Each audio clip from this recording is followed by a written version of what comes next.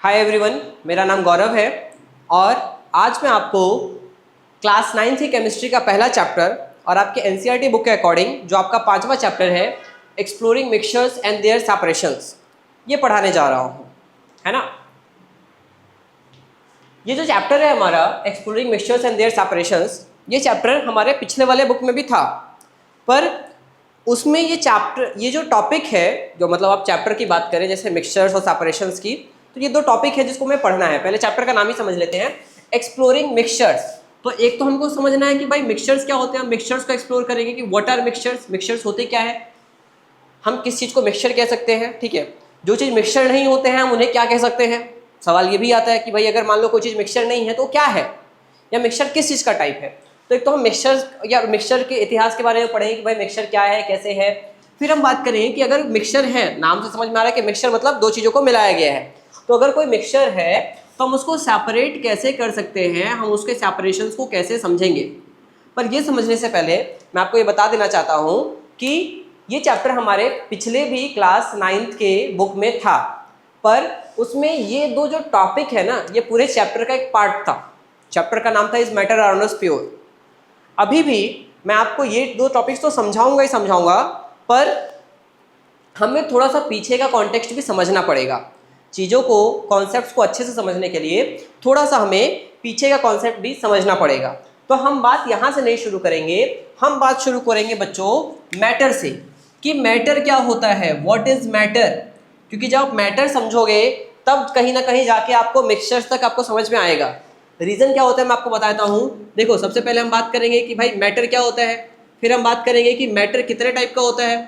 तो आपको समझ में आएगा कि जो मैटर है हमारा वो दो टाइप का होता है। एक होता है प्योर सब्सटेंस, क्या होता है भाई, एक होता है प्योर सब्सटेंस और दूसरा होता है प्योर सब्सटेंसेस और दूसरा होता है हमारा मिक्सचर्स। अब प्योर सब्सटेंस में भी दो टाइप्स होते हैं, एक होता है आपका एलिमेंट्स, क्या होता है एलिमेंट्स, और दूसरा क्या होता है बच्चों, दूसरा होता है हमारा कंपाउंड्स। मिक्सचर्स में भी दो टाइप होते हैं, एक होगा हमारा मिक्सचर की जब हम बात करेंगे तो एक होगा हमारा होमोजीनियस मिक्सचर, क्या होगा होमोजीनियस मिक्सचर, और दूसरा होगा हमारा हेट्रोजीनियस मिक्सचर। तो आप समझ रहे हैं ना, मिक्सचर का रेफरेंस जो है वो कहीं मैटर से निकल के आ रहा है। अब अगर हमें मैटर नहीं पता होगा तो मिक्सचर कैसे समझेंगे। अच्छा, मिक्सचर को समझने के साथ साथ प्योर सब्सटेंसेस भी हमारे लिए समझना ज़रूरी है, क्योंकि जो साइंस, जब हम साइंस की बात करते हैं तो यहाँ पे हम कॉन्सेप्ट को समझते हैं और कॉन्सेप्ट का कंप्लीट जानकारी होना ज़रूरी है। कई बार हम केवल उतना नहीं पढ़ते हैं जितना हमारे किताब में लिखा होता है, हम थोड़ा सा चीज़ों को एक्स्ट्रा लेके चलते हैं। तो यहाँ पे इस लेक्चर में हम चीज़ों को थोड़ा एक्स्ट्रा ही लेके चलेंगे नए सिलेबस के अकॉर्डिंग, है ना। पर ये आपके काम आएगा, आपकी कॉन्सेप्ट क्लियरिटी इससे अच्छी रहेगी, ठीक है। तो चलिए आगे कंटिन्यू करते हैं। अब बच्चों सबसे पहले मैटर समझते हैं। मैटर क्या होता है, व्हाट इज मैटर। तो देखो, मैटर की डेफिनेशन ये है, मैटर की अगर मैं डेफिनेशन की बात करूं तो मैटर की डेफिनेशन ये है, anything that have mass and occupy space is called, anything that has mass and occupy space is called matter. मतलब कोई भी चीज़ जिसके पास कोई मास हो, मास मतलब कोई क्वांटिटी जिससे वो मिलके बना हुआ हो, ठीक है, और साथ में वो किसी भी टाइप से स्पेस को ऑक्यूपाई कर रहा हो, तो ऐसे केस में हम उसको क्या बोलते हैं, मैटर बोलते हैं। मैटर को बच्चों, मैटर को पता है हिंदी में क्या बोला जाता है, चलिए आपको बताते हैं। हम थोड़ा सा ना साइंस को हिंदी में भी समझते हुए चलेंगे, ठीक है भाई। एक्चुअली में अपनी भाषा तो हिंदी ही है, अभी हम सब इंग्लिश में पढ़ रहे हो बात अलग है, तो ज़्यादा तो मुझे भी नहीं आती है, पर जितनी आती है उतनी समझते चलेंगे। तो मैटर जो है वो हमारा, मैटर को हिंदी में क्या बोलते हैं, मैटर को हम हिंदी में बोलते हैं पदार्थ। पदार्थ समझे या नहीं समझे। तो मैटर जो है वो हो गया हमारा पदार्थ। अब होता क्या है, देखो, anything that have mass and occupy space is called matter. मतलब कोई भी चीज़ जिसके पास मास है और वो कहीं ना कहीं अगर हम उसको रख रहे हैं तो वो स्पेस ले रहा है, तो हम उसको क्या बोलेंगे बच्चों, हम उसको बोलेंगे मैटर, कि भाई ये क्या है, ये मैटर है। तो आप मोर और लेस इस बात से समझ सकते हैं कि हमारे आसपास कोई भी चीज़ जो है वो मैटर है, खासकर जो हमको विजिबल है। भाई ये मार्कर है, ये भी अपने आप में एक मैटर है, ठीक है। ये इंक का डब्बा है, ये भी मैटर है, इसके पास भी तो कुछ ना कुछ वजन है ही, और कहीं भी रखेंगे तो स्पेस तो लेगा ही, बिना स्पेस लिए थोड़ी ना रह जाएगा। तो मैटर तो सब कुछ है हमारे आसपास। अच्छा खाली विजिबल थिंग ही मैटर है क्या? नहीं बच्चों, जो इनविजिबल है, इनविजिबल मतलब जैसे हमारे आसपास जो एयर मौजूद है, मिक्सचर ऑफ गैसेस, ये भी अपने आप में एक मैटर है। ये हमको देखने को कब मिलता है? जब हम गुब्बारे फुलाते हैं। भाई जब हम गुब्बारे के अंदर हवा फूकते हैं तो स्पेस बढ़ने लगता है कि नहीं बढ़ने लगता है? तो इसका मतलब क्या है कि जब हम उसके अंदर एक्सेस हवा डाल रहे हैं, उसके अंदर हम हवा डाल रहे हैं जो कि पहले नहीं था, तो हवा क्या ले रहा है? स्पेस ले रहा है, और स्पेस लेने की वजह से जो है गुब्बारा क्या है? फूल रहा है। तो इसका मतलब कोई भी चीज जो है हमारे आसपास जो हम देख रहे हैं वो मैटर है। अब सवाल आता है कि जो मैटर है, हमारे आसपास की जो चीजें हैं, ये किस चीज से मिलकर बनी है? तो देखो वैसे तो आपके लिए इसमें आप आगे चैप्टर में ही पढ़ोगे, पर थोड़ा सा आपको कॉन्सेप्ट क्लियरिटी होना जरूरी है, तभी आपको चीजें ज्यादा बेहतर तरीके से समझ में आएंगी। तो देखो मैटर की जब हम बात करते हैं तो मैटर किसी भी टाइप का जो पदार्थ होता है, किसी भी टाइप का जो नॉन लिविंग थिंग होता है, वो बहुत छोटे छोटे कणों से मिलकर बना होता है। और आपको पता है हम उन छोटे छोटे कणों को क्या बोलते हैं? हम उन छोटे छोटे कणों को बोलते हैं एटम। तो कोई भी जो मैटर होता है वो किससे मिलकर बना होता है? एटम से मिलकर बना होता है। किससे मिलकर बना होता है भाई कोई भी मैटर? एटम से मिलके। इतनी बात समझ में आ रही है? अब इस बात को समझो कि अब सवाल आता है कि चलिए ठीक है, आपने बोल दिया कि कोई भी मैटर, एटम को हम हिंदी में परमाणु बोलते हैं, ठीक है। तो कोई भी जो मैटर है, कोई भी जो पदार्थ है, मान लो यही जो मार्कर है, तो ये बहुत छोटे छोटे अलग अलग टाइप के प्लास्टिक्स के कण, या इसके ऊपर जो प्रिंटिंग है वो अलग अलग छोटे छोटे इंक जो कलर होगा उसके कण से मिलकर बना होगा, है ना। तो वो जो सबसे छोटा कण होगा, सबसे स्मॉलेस्ट पार्टिकल होगा, उसको हम क्या बोलेंगे? एटम। तो आप यहाँ से इस बात को समझ सकते हैं कि कोई भी नॉन लिविंग थिंग जो हमारे आसपास है, जो नॉन लिविंग हमेशा रहता है, ठीक है, मतलब हमेशा ही नॉन लिविंग स्टेट में है, तो सारे के सारे नॉन लिविंग थिंग का जो सबसे छोटा पार्टिकल होता है, सबसे छोटा पोर्शन होता है, वो होता है एटम। अब देखो सवाल आता है कि भैया एटम कितने टाइप के होते हैं? एटम्स जो हैं वो कितने टाइप के होते हैं? तो देखो जब अब एक एटम अकेले तो पाया जाता नहीं है। एक एटम जो है बच्चों कहीं भी आपको अकेले नहीं पाया जाएगा, है ना, बहुत छोटा हो जाता है। तो एटम जो है वो ग्रुप में होता है, ठीक है। तो जब सेम टाइप के एटम से ग्रुप में मौजूद होते हैं ना, तो ही हम उसको पता है क्या बोलते हैं? एलिमेंट्स। तो बेसिकली आपको यहाँ से ये भी समझ में आ रहा है कि एलिमेंट्स क्या होते हैं? एलिमेंट्स होता है, व्हाट इज एलिमेंट बच्चों? What is element? Element is a group of same kind of atom. मतलब हम कह सकते हैं कि कोई भी चीज जो केवल एक ही टाइप के एटम से मिलकर बना हो, सेम नहीं, लिख देते हैं group of only one kind of atom, only one kind of atom. तो हम ये कह सकते हैं कि कोई भी चीज जो केवल एक टाइप के ही एटम से मिलकर बना हो उसको हम बोलते हैं एलिमेंट्स। पर अगेन हम थोड़ा सवाल से भटक गए कि ये एटम्स होते कितने टाइप के हैं, तो अभी एक्चुअल में आपको एलिमेंट्स बताने जा रहा हूँ। देखिए जो टोटल एटम्स है ना, अलग अलग टाइप के एटम्स की जब हम बात करते हैं तो टोटल 118 टाइप के एटम्स पाए जाते हैं, है ना। या हम कहते हैं कि 118 टाइप के एलिमेंट्स मौजूद होते हैं, और 118 एलिमेंट्स जो अलग अलग एलिमेंट है उसके सबसे छोटे कण को हम एटम कहते हैं। तो आप ये भी कह सकते हैं कि अगर मैं अलग अलग बात करूं कि अलग अलग टाइप के एटम्स हैं, तो कितने टाइप के एटम्स पाए जाएंगे भाई? 118 टाइप के। या हम साइंस की भाषा में बोलते हैं एलिमेंट्स। तो अलग अलग कितने टाइप के एलिमेंट्स पाए जाते हैं? 118 टाइप के एलिमेंट्स पाए जाते हैं, ठीक है। तो टोटल 118 एलिमेंट्स होते हैं, इसमें से कुछ 10, 20, 30 एलिमेंट्स के नाम हमको याद रखने हैं। अभी आपके स्क्रीन पे 30 एलिमेंट का नाम का एक टेबल दिखा रहा है, और आपको ये 30 एलिमेंट्स के नाम जो है इनके सिंबल के साथ और जो साइड में एटॉमिक नंबर लिखा हुआ है उसके साथ अपनी कॉपी में लिख लेना है, और आपको उसको याद करना है। समझिए इस बात को? लिख लिया सबने? चलिए आगे बढ़ते हैं।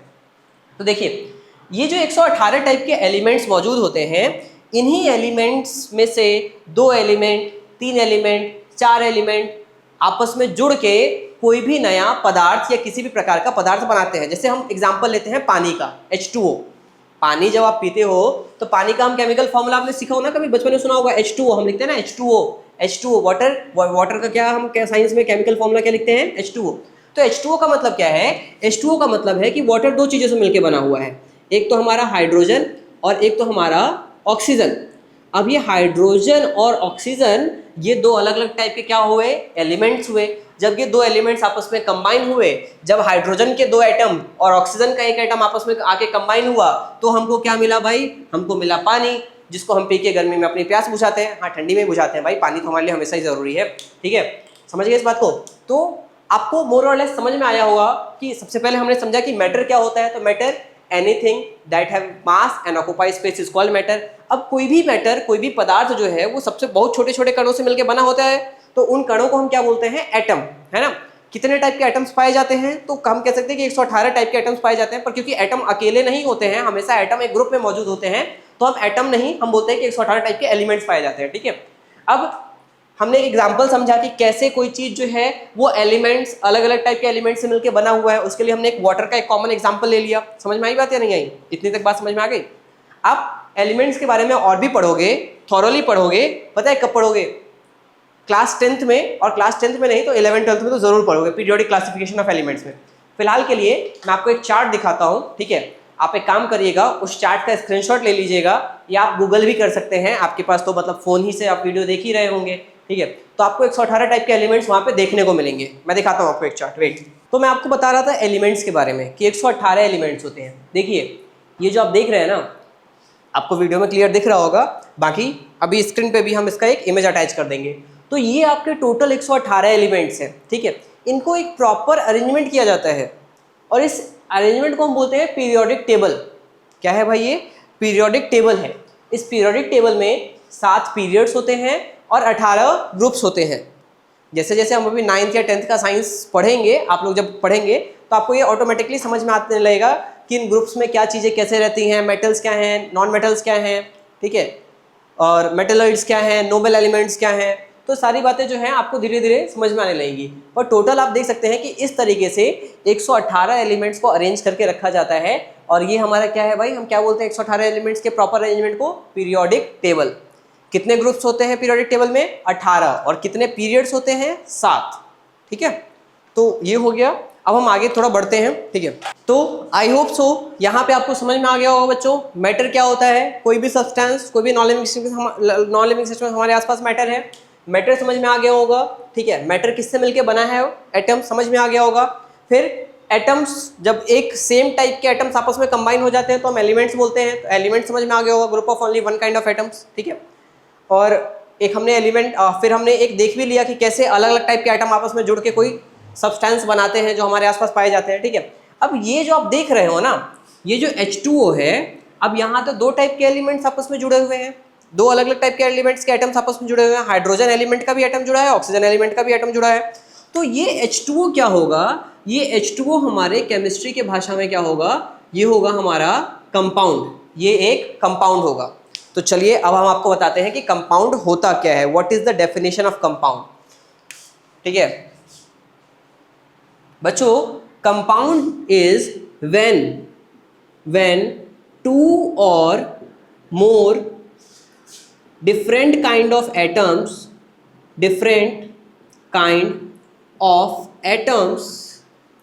combined chemically, then it is called compound। बात समझ आ रही है नहीं आ रही है? बात समझ में आ रही है? थोड़ा धीरे धीरे समझ में आएगा। ठीक है, शुरू में दिक्कत हो सकता है यार, 9th क्लास है, अपन पहली बार पढ़ रहे हैं सारी चीज़ों को, ये सब मतलब इतना सारा चीज़। आप में से कई लोग तो मज़े में चल रहे होंगे।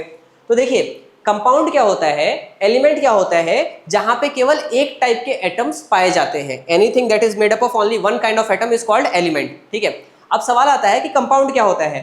तो when 2 or more different kind of atoms, 2 या 2 से ज्यादा अलग अलग टाइप के एटम्स जब आपस में कंबाइन हो जाते हैं, 2 या 2 से ज्यादा अलग अलग टाइप के एटम्स जब आपस में कंबाइन हो जाते हैं, तो हम उसको क्या बोलते हैं? कंपाउंड बोलते हैं। बात समझ रहे हो? इस बात को नहीं समझ रहे हो? जब 2 या 2 से ज्यादा अलग अलग टाइप के एटम्स, मतलब सेम टाइप के नहीं, अलग टाइप के एटम्स आपस में कंबाइन हो जाते हैं, तो हम उनको क्या बोलते हैं? कंपाउंड बोलते हैं। जैसे हमारे आसपास जो कंपाउंड, एक तो H2O हो गया, ठीक है, एक CO2, भाई कार्बन डाइऑक्साइड एयर में हमेशा मौजूद रहता है ना, तो यहाँ पे कार्बन और ऑक्सीजन आपस में कंबाइंड है, तो एक कंपाउंड हो गया। ठीक है, अगर आप एसिड वगैरह का एग्जांपल लो तो HCl, ये भी एक कंपाउंड है। देखो, क्लोरीन और हाइड्रोजन। ठीक है, H2SO4। अच्छा, वैसे क्लोरीन से बताना कि आप, क्योंकि आपने अभी टेबल लिखा होगा, तो बताना कि क्लोरीन का एटॉमिक नंबर क्या होता है। ठीक है, बताना क्लोरीन का एटॉमिक नंबर क्या होता है। H2SO4 हाइड्रोजन सल्फेट है ना, सल्फ्यूरिक एसिड। यहाँ पे भी देखो 3 टाइप के एटम्स जुड़े हैं ना, एक हाइड्रोजन है, दूसरा सल्फर है, और तीसरा क्या है? वो मतलब ऑक्सीजन। ठीक है, समझ रहे हो इस बात को? नहीं समझ रहे हो? आपको एलिमेंट्स के सिंबल भी याद करने हैं धीरे धीरे। मतलब कुछ जो मोस्ट कॉमन एलिमेंट्स के सिंबल हैं वो भी आपके स्क्रीन पे आ जाएंगे। कुछ तो आपके वो पीरियोडिक 30 एलिमेंट्स के उसमें लिखे होंगे, अगर उसमें कुछ छूट गया है तो यहाँ आ जाएगा, आप एक बार मैच कर लीजिएगा और उसको भी नोट डाउन कर लीजिएगा। ठीक है, एलिमेंट्स के सिंबल, सिंबल क्या होते हैं, सिंबल से देख के हम ये बता पाते हैं कि कौन से वो जो 118 एलिमेंट्स है ना, तो 118 एलिमेंट्स के हम पूरे पूरे नाम नहीं लिखते हैं हर जगह। 118 एलिमेंट्स के पूरे पूरे नाम नहीं लिखते हम हर जगह, अभी आप आगे पढ़ोगे, ठीक है। तो हमने उनके लिए सिंबल बना रखा है, वो आप देख रहे होगे, वो जो आपके पास चार्ट था कि हाइड्रोजन का H, हीलियम का He, लिथियम का Li। अच्छा, किसी भी सिंबल में ध्यान रखना, किसी भी एलिमेंट का जो सिंबल होता है उसमें पहला लेटर जब आप कॉपी में लिखोगे कहीं पे भी, तो वो हमेशा क्या होना चाहिए, कैपिटल होना चाहिए। और अगर उसमें दूसरा लेटर भी है, जैसे हीलियम का सिंबल होता है He, तो He लिखेंगे, दूसरा लेटर स्मॉल लिखेंगे, ना कि आप दूसरा लेटर भी कैपिटल लिख दो। कई बार बच्चे शुरू शुरू में ऐसी गलतियां करते हैं, तो ये हमें नहीं करना है। ध्यान रखना, हमेशा किसी भी सिंबल में अगर दो लेटर आ रहे हैं तो पहला लेटर कैपिटल होगा और दूसरा लेटर ऑलवेज स्मॉल होगा। खाली स्मॉल लिखना नहीं है, वो स्मॉल दिखना भी चाहिए, स्मॉल दिखना भी चाहिए। ये नहीं कि आप स्मॉल लिख तो दिए हो पर स्मॉल दिख नहीं रहा है। जैसे क्लोरीन है तो ऐसे दिखना चाहिए Cl, ठीक है, समझिए इस बात को। चलिए आगे बढ़ते हैं।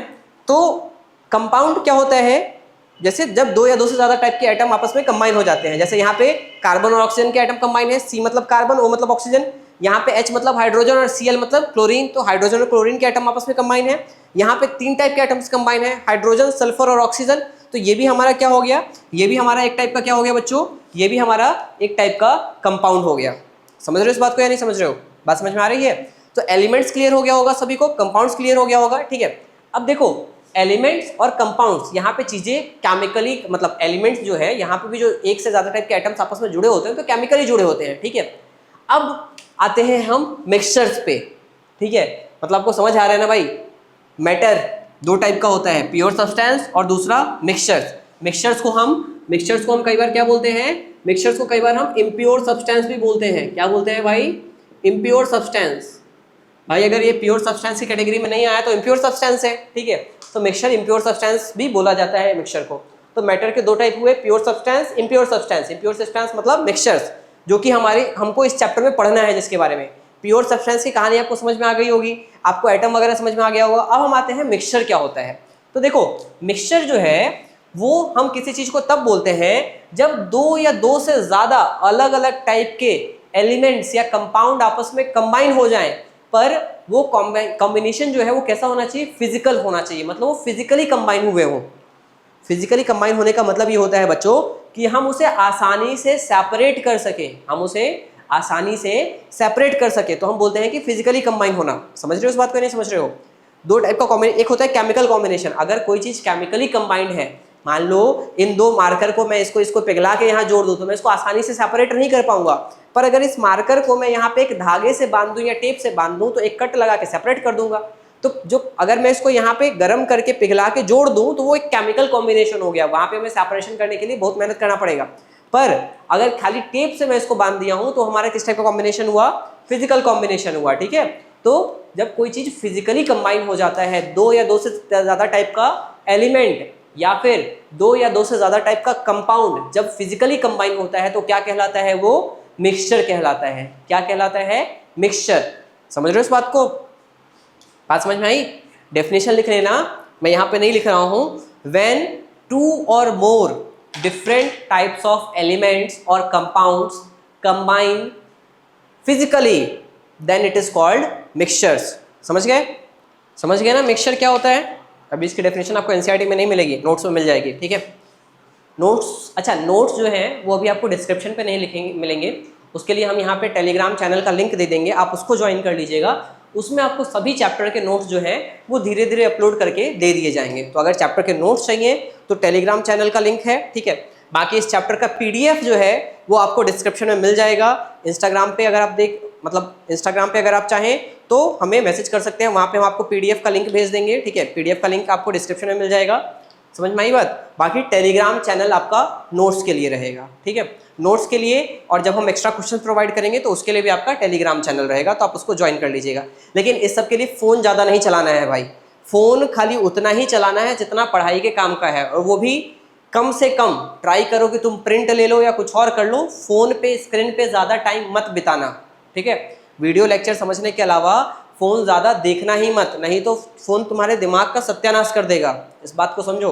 आज के डेट में, आज के केस में बच्चों के लिए फ़ोन जो है ना बच्चों, फ़ोन सबसे हानिकारक चीज़ है। हम इंडियंस को ये जो सोशल मीडिया वगैरह है, इंटरनेट सस्ता हो गया है ना, इस सब ने ना हमारे यूथ को खत्म कर दिया है। आपके आधे से ज़्यादा जो दोस्त होंगे ना आपके क्लास के, वो पढ़ाई के नाम पे कुछ नहीं करते होंगे, कुछ भी नहीं करते होंगे, फ़ोन लेके बैठ जाते होंगे, कभी गेम खेल लिया, कभी किसी से चैटिंग कर ली, पर आपके ये सब कुछ भी काम नहीं आने वाला है। सच बात ये है कि आपका जो काम है ना, वो केवल आप भी खुद पे जो कर रहे हो वही चीज़ आपके कल के डेट में काम आएगा। चाहे वो पढ़ाई हो गई, या आपका फिजिकल एक्टिविटी हो गया, या आपको और किसी चीज़ में आपका मन लगता है, किसी स्पोर्ट्स में, किसी और क्रिएटिव आर्टवर्क में, तो वही चीज़ें केवल आपको आगे काम आएंगी। फ़ोन पे दोस्तों से चैटिंग करना, ये जो आपके अभी के दोस्त हैं ना, 8th 9th 10th 11th 12th के जो दोस्त होते हैं, ये आपको फ्यूचर में तो दिखेंगे भी नहीं, खाली कहने की होती है। अभी तो हम बहुत बदमाशों भरे गाने लगा देते हैं कि ये हमारे दोस्त हैं, ये हैं, वो हैं, पर ये दोस्त ना आपको एक टाइम के बाद दिखेंगे भी नहीं, चमकेंगे भी नहीं, अगर आपने अपने जीवन में कुछ किया नहीं होगा तो। समझो इस बात को, ये दोस्त आपको गलती से भी नहीं दिखेंगे। तो इसीलिए मैं बता रहा हूँ कि दोस्ती को टाइम दो, पर उतना ही दो जिससे तुम्हारे पढ़ाई का नुकसान ना हो, ठीक है। और अगर गलती से तुम्हारा वो दोस्त पढ़ाई नहीं करने वाला है, तुम्हारा नुकसान करा रहा है, तो भाई उसको तो छोड़ ही दो। फिर तुम थोड़ा बुरा लगेगा, थोड़ा अकेलापन महसूस होगा कुछ दिन तक, पर छोड़ ही दो, क्योंकि तुम यहाँ पे दोस्ती करने के लिए नहीं हो, तुम्हारे दोस्त तुम्हारे ऊपर खर्चा नहीं कर रहे हैं, तुम्हारे माँ बाप कर रहे हैं। तो तुमको ना उस बात को समझना पड़ेगा। अभी जो तुम लोगों का दिमाग है बच्चों, वो एकदम मतलब मिट्टी का जो कच्चा घड़ा होता है ना, वो है, जैसा शेप दोगे वैसे ही बनोगे। तो ट्राई करो कि आज के टाइम में तुम एक इंटेलिजेंट ह्यूमन बीइंग बनो, ना कि बस कहीं भी सोशल मीडिया भटक रहे हैं, मोटिवेशन ले रहे हैं बिना मतलब का। इस सब में कुछ नहीं रखा है भाई, consistency is the key. Motivation सब बकवास है, खाली जो लोग हैं ना वो अपना व्यूज बनाने के लिए, सबके लिए सब ये सब चल रहा है, ठीक है। तो तुम जो है वो दूसरों के लिए पैसे का सोर्स मत बनो। तुम्हारा टाइम जो है वो दूसरे लोग इस्तेमाल कर रहे हैं अपना पैसा कमाने के लिए। अगर तुम यूट्यूब पे अपना टाइम बेकार कर रहे हो, या इंस्टाग्राम के रील्स में बेकार कर रहे हो, तो ठीक है। और अगर दोस्तों के साथ बेकार कर रहे हो, तो वो भी तुम्हारे फ्यूचर में कोई आउटपुट देने वाला नहीं है। तो ट्राई करो कि लिमिटेड रहो, अपने पढ़ाई से मतलब रखो, क्योंकि लास्ट में तुमको काम यही आएगा। इसी चीज़ से तुम खुद को ही बना पाओगे, और तभी तुम्हारी दोस्ती भी जो शायद तुमको एक्सपेक्ट कर रहे हो कि अच्छा टिका रहेगा, वो भी तभी टिक पाएगा। समझ गए इस बात को, नहीं समझे? तो भाई मेहनत करना बहुत ज़रूरी है, बिना मेहनत के कुछ हो नहीं पाएगा तुम लोगों का, ठीक है। चलिए हम टॉपिक में आगे बढ़ते हैं। तो मिक्सचर में आपको समझाया मैंने, मिक्सचर की डेफिनेशन बता दी। अब मिक्सचर्स दो टाइप के होते हैं, एक होता है होमोजीनियस मिक्सचर और एक होता है हेट्रोजीनियस मिक्सचर। मैं इसके डेफिनेशंस बताऊं उससे पहले हम इसको एक एग्जांपल से समझने की कोशिश करते हैं कि होमोजीनियस मिक्सचर क्या होता है और हेट्रोजीनियस मिक्सचर क्या होता है। देखिए, हमने यहाँ पे लिया वाटर, और वाटर में मिला दिया सॉल्ट, ठीक है। एक केस में हमने वाटर लिया और वाटर में मिला दिया शुगर, पानी में नमक मिला दिया, पानी में चीनी मिला दिया, ठीक है। फिर एक केस में हमने वाटर लिया, कितना वाटर ले रहे हैं, 1 गिलास ले रहे हैं, 2 गिलास ले रहे हैं, और उसमें हमने ना कुछ राइस मिला दिया, चावल के जो दाने हैं सूखे चावल के, वो हमने मिला दिया। एक केस में हमने लिया वाटर, और वाटर में हमने क्या मिला दिया भाई, मान लो हमने वाटर में मिला दिया सॉइल, है ना, या मड, और मड जो कीचड़ होता है वो। तो ये सभी केसेस में जो आप फॉर्मेशन कर रहे हो ना, उसको आप मिक्सचर बोलोगे, क्योंकि यहाँ पे चीज़ें फिजिकली कंबाइन हो रही है, केमिकली कंबाइन नहीं हो रही है, कुछ नया नहीं बन रहा है, ठीक है। तो ये सारा क्या है, किस टाइप का कॉम्बिनेशन है, फिजिकल कॉम्बिनेशन है, चीज़ों का फिजिकल, ये अपने आप में एक टाइप का कंपाउंड है, ये अपने आप में एक टाइप का कंपाउंड है, आपस में जुड़ के यहाँ पे ये क्या हो रहा है भाई, फिजिकली कंबाइन हो रहा है। तो मान लो आपके पास एक वाटर सॉल्ट का मिक्सचर है, आपके पास एक वाटर शुगर का मिक्सचर है, आपके पास एक वाटर राइस का मिक्सचर है, आपके पास एक वाटर सॉइल या वाटर मड का मिक्सचर है। तो आपको देखने को क्या मिलेगा कि जब पानी में आप चीनी मिलाओगे ना, तो पानी में चीनी या नमक मिलाओगे, तो चीनी या नमक पानी में पूरी तरीके से घुल चुका होगा। जब आप चीनी को थोड़ी देर घोल दोगे, नमक को घोलोगे, तो पूरी तरीके से घुल दिखा होगा। ऐसा नहीं कि आपको चीनी के दाने अलग दिख रहे हैं या नमक के दाने अलग दिख रहे हैं। हाँ, अगर आपने एक्सेस मिला दिया तो बात अलग है, अभी हम आएंगे उस पर भी, सॉल्युबिलिटी पे। पर अगर आपने पानी में नॉर्मल चीनी या नमक मिलाया है, तो वो क्या होगा, ऑलरेडी जो है वो पूरा घुल चुका होगा, आपको चीनी या नमक अलग अलग नहीं मिलेगा। अगर आप उस पानी को पियोगे भी, तो आपको पूरा का पूरा पानी इक्वली सॉल्टी टेस्ट आएगा, या इक्वली जो है आपका स्वीट टेस्ट आएगा, ठीक है। ऐसा नहीं कि पानी का ऊपर हिस्सा ज़्यादा नमक वाला होगा, नीचे कम नमक वाला होगा, या नीचे ज़्यादा नमक वाला होगा, ऊपर कम नमक वाला होगा, ठीक है। या चीनी के केस में भी अगर आपने अच्छे से घोल दिया है तो ये जो दोनों मिक्सचर के एग्जाम्पल्स हैं ना, ये दोनों मिक्सचर के एग्जाम्पल्स किसके एग्जाम्पल्स हैं भाई, ये हैं आपके होमोजीनियस मिक्सचर्स। एग्जाम्पल से हमको चीज़ें ज़्यादा अच्छे से समझ में आती हैं। तो ये हमारा क्या है बच्चों, होमोजीनियस मिक्सचर। क्या है ये हमारा, होमोजीनियस मिक्सचर। और वाटर राइस, जब आप पानी में चावल घोल दोगे तो आप देखोगे कहीं पे चावल के दाने कम है, कहीं पे ज़्यादा है। हो सकता है कुछ देर बाद सारे चावल के दाने नीचे बैठ ही जाएंगे, ठीक है। या फिर आप मिट्टी भी घोलोगे तो आप देखोगे कहीं पे मिट्टी ज़्यादा घुल गया है, कहीं पे मिट्टी कम है। तो ये जो आपके दो एग्जाम्पल्स आप देख रहे हो, बच्चों, ये पता है किसके एग्जाम्पल्स हैं? ये दो एग्जाम्पल्स हैं आपके हेट्रोजीनियस मिक्सचर के एग्जाम्पल्स हैं। किसके एग्जाम्पल्स हैं ये? हेट्रोजीनियस मिक्सचर्स के। समझ में आई बात या नहीं आई? बात समझ में आ रही है? होमोजीनियस मिक्सचर एग्जाम्पल्स हमने समझने की कोशिश की और हेट्रोजीनियस मिक्सचर भी हमने एग्जाम्पल समझने की कोशिश की। अब जब आपने एग्जाम्पल समझ लिया है ना, तो जब मैं आपको डेफिनेशन बोलूंगा तो आपको चीज़ें ज़्यादा रिलेटेबल लगेंगी कि अच्छा भैया ये कहना चाह रहे थे, मतलब ये एग्जाम्पल के साथ का मसला था, या ये अब समझ में आया है। देखिए, होमोजीनियस मिक्सचर का डेफिनेशन है कि homogeneous mixture are those type of mixtures in which the composition of solute क्या होता है अभी आपको समझाएंगे, is same throughout the mixture. Solute मतलब वो जिसको हम घोल रहे हैं, फिलहाल के लिए समझ लो, ठीक है। तो होमोजेनियस मिक्सचर वो मिक्सचर होता है बच्चों जिसमें सॉल्यूट का जो कॉम्पोजिशन है, सॉल्यूट की जो मात्रा है, जिसको हम घोल रहे हैं, जिसमें भी घोल रहे हैं, तो वो हर तरफ जो है पूरे सॉल्वेंट में बराबर तरीके से घुल गया हो। तो ऐसे मिक्सचर को हम क्या बोलते हैं? होमोजेनियस मिक्सचर, जिसमें सेम कॉम्पोजिशन हो थ्रू आउट द मिक्सचर, मतलब हर जगह चीजें इक्वली मिक्सड हो, ना कहीं कम ना कहीं ज्यादा। अब इसका मतलब हेट्रोजीनियस क्या होगा? जिसमें डिफरेंट कॉम्पोजिशन होगा थ्रू आउट द मिक्सचर। किसका डिफरेंट कॉम्पोजिशन होगा? सॉल्यूट का। किसका डिफरेंट कॉम्पोजिशन होगा? सॉल्यूट का। अच्छा, मैं सॉल्यूट सॉल्वेंट बता देता हूँ, सॉरी थोड़ा स्किप हो गया। देखो, सॉल्यूट और सॉल्वेंट दो डेफिनेशन है इसकी। एक ये है कि सॉल्यूट हम उसको बोलते हैं बच्चों जिसको घोलते हैं या जिसको मिलाते हैं, जिसको क्या करते हैं? मिलाते हैं। और सॉल्वेंट उसको बोलते हैं जिसमें मिलाते हैं। जिसमें बच्चों हम मिलाते हैं उसको हम क्या बोलते हैं? सॉल्वेंट।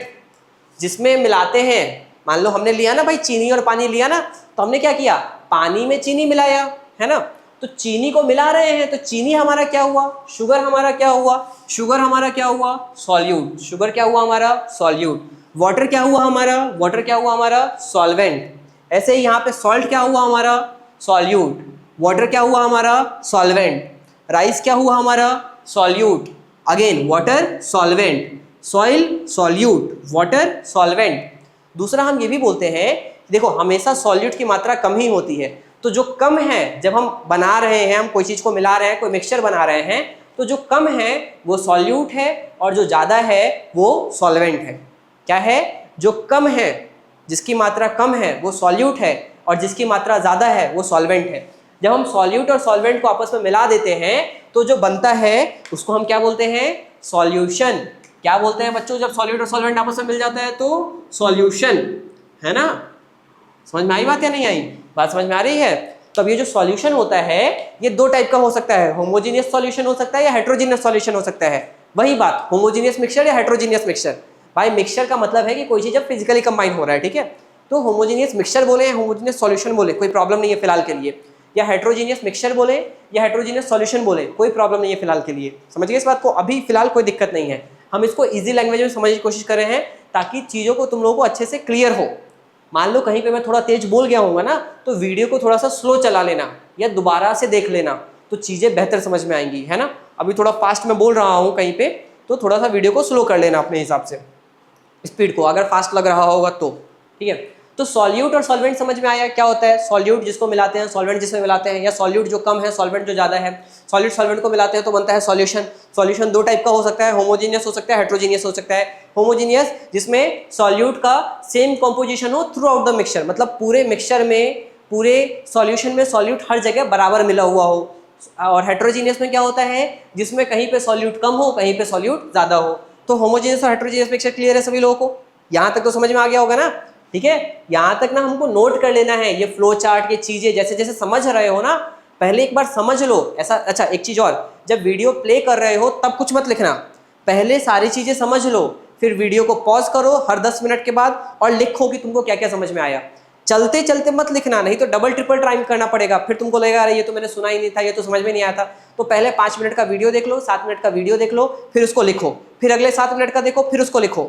समझ गए इस बात को? नहीं समझो तो ऐसे पार्ट बाय पार्ट करके लिखते चले जाओ। तो तुमको समझ में भी अच्छे से आ जाएगा, जब लिखोगे तो थोड़ी क्लियरिटी भी मिल जाएगी कि अच्छा ये सब हमने समझा था। समझ गए इस बात को? तो इस तरीके से हमको काम करना है, ठीक है। देखो जैसे बता रहा हूँ ना, अगर वैसे काम किए, यकीन मानो 9th क्लास में तुम्हारा साइंस एकदम परफेक्ट रहेगा। हम बिल्कुल हंसी मजाक नहीं करेंगे, हम पढ़ाई की बात करेंगे और हम कोशिश करेंगे कि पढ़ाई करते करते जो है हम एक अच्छे कैरेक्टर को बिल्ड करें, हम एक अच्छे स्टूडेंट और साथ में एक अच्छे ह्यूमन बीइंग के फॉर्म में डेवलप हो, ठीक है, अपने इंडियन कल्चर्स और इंडियन वैल्यूज़ के साथ। समझ गए इस बात को? नहीं समझे तो महादेव का नाम लो और पढ़ाई अच्छे से डेडिकेशन के साथ करो, और बाकी तो हम करते हैं कुछ अच्छा जल्दी। इसी तरीके से पढ़ते रहे तो कुछ तो बढ़िया हो ही जाएगा लाइफ में, ठीक है। अभी तो खैर शुरुआत हुई है यार, पर ऑब्वियस ही बात है कि अगर तुम इस कंसिस्टेंसी को साल भर बनाओगे तो 9th में तुम अपनी क्लास में बेस्ट रिजल्ट लेके आओगे, जो कि तुम्हारा पोटेंशियल है। बस डिपेंड करता है कि तुम आज का कल में ना टालो, कल को परसों में ना टालो। आज का मतलब आज ही है, मतलब उसको आज ही करना है, फिर प्रायोरिटी आज की ही है, ठीक है। तो आज हमने समझा भाई मैटर क्या होता है, pure substance, elements, compounds, mixtures या impure substance, homogeneous, heterogeneous, solute, solvent, solution, है ना। एग्जांपल्स वगैरह देख लिए हमने सारे। समझ गए इस बात को? एग्जांपल से भी तुमको समझ में आ गया हो होमोजीनियस, हेट्रोजीनियस क्या होता है। तो हमने मिक्सचर को तो एक्सप्लोर कर लिया। आज हमने एक्सप्लोरिंग मिक्सचर्स में मिक्सचर्स को तो एक्सप्लोर कर लिया कि भाई मिक्सचर्स क्या होते हैं। अब बाकी जो चैप्टर के और इन डेप्थ चीज़ें हैं इसको हम वीडियो के नेक्स्ट पार्ट में कवर करेंगे, ठीक है। तो इस वाले वीडियो में हम इतना ही रखते हैं, फिर हम आगे कंटिन्यू करते हैं। बाकी कोई डाउट होगा कमेंट कर देना। टेलीग्राम पे तुमको तुम्हारा मिल जाएगा नोट्स वगैरह, ठीक है। चैप्टर का PDF नीचे मिल जाएगा, क्योंकि अगर तुम अभी देख रहे हो अप्रैल मई में तो अभी नई बुक्स आई नहीं है, तो तुमको चैप्टर का PDF नीचे मिल जाएगा, ठीक है। तुम वहाँ से चैप्टर डाउनलोड कर सकते हो, प्रिंट करा सकते हो। चैप्टर को बच्चों रीड ज़रूर करना, वीडियो देखने से पहले या वीडियो देखने के बाद पेंसिल लेके बैठना और चैप्टर के एक एक लाइन को रीड करना, ठीक है। और जिस भी लाइन या जिस भी वर्ड का मतलब समझ में नहीं आ रहा है ना, उसको क्या करना, सर्कल कर लेना, उसको प्रॉपर्ली समझना कि देखो तुमको समझाया गया है कि नहीं समझाया गया है। नहीं समझाया गया तो कमेंट करो कि हमको ये टर्म का मतलब समझ में नहीं आया, ये टर्म हमारे बुक में क्यों लिखा हुआ है, इसका क्या मतलब है। पूरी लाइन भी लिख सकते हो तुम वहाँ पे, कोई प्रॉब्लम नहीं है, ठीक है। हम उसको अच्छे से क्लैरिफाई करेंगे। समझ गए इस बात को?